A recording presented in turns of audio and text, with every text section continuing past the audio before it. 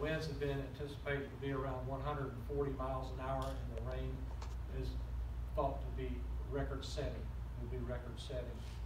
The storm surge that is expected with the storm is greater than anything that we've ever experienced here in Jacksonville. The window for taking action is narrowing as we speak, and the path is centered around our area here, and the time to take action is now. So what we're asking people to do, and as the mayor of the city of Jacksonville, I am announcing a voluntary evacuation of the city, and we are strongly urging evacuation of Jacksonville. We urge you to take action now to find safe shelter in another community outside the storm-impacted area. If you elect to stay, consider this. Any area you have seen in Jacksonville and the surrounding areas where you've seen flooding in the past after a storm will be flooded even more with this significant amount of rainfall that's going to come our way. I got a list of streets and areas in Jacksonville that we have, in the past, we've had quite a bit of flooding, even just under normal storm conditions. And let me talk about a few of these. Court Street. We know that some areas of Court Street there are in low-lying areas and do have a tendency to flood, especially towards the southern end of Court Street, towards Shoreline Drive, which is the next street. Also, along Bayview Drive area, off of Warlick Street, we have had significant flooding there during hurricanes in the past, especially when the tides have been high. It's caused us significant problems where we've actually had to rescue people from their homes in imminent danger with rising water. Burton Place in downtown, parts of New Bridge Street, Bryn Mawr subdivision.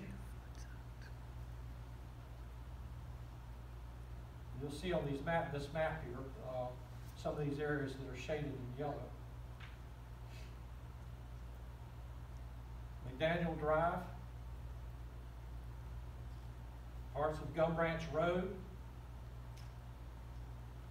River Street, Henderson Drive at the intersection with US 17, Riverview Street down by the USO, downtown, Tallman Street, and the area around Hardison Hills off of Ellis Boulevard. So these are areas that are 1% flood areas.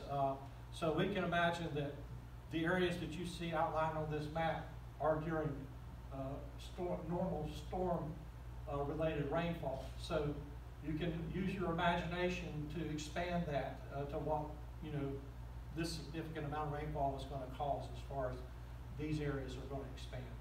So with that in mind, take proper precautions. There could be water in your home as a result of this. And you're going to have to really get out and take a look at your property and make sure you get a look at the lay of the land and what you're dealing with there. All these we have some available flood predictions for our city. I think they're going to put that up on the screen also.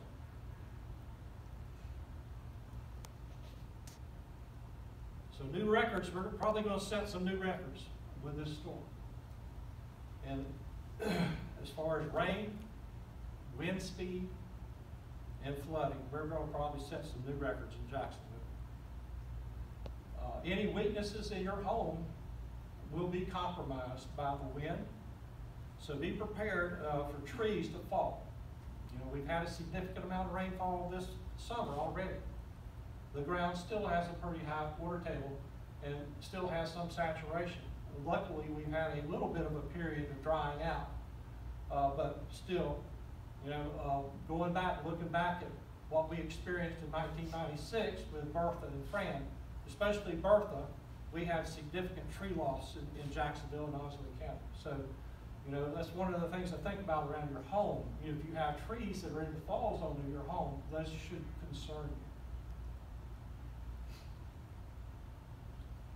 you. If you stay, as the storm becomes imminent, the city will be issuing a curfew to include all businesses and their employees. We will do this so that emergency personnel can maneuver.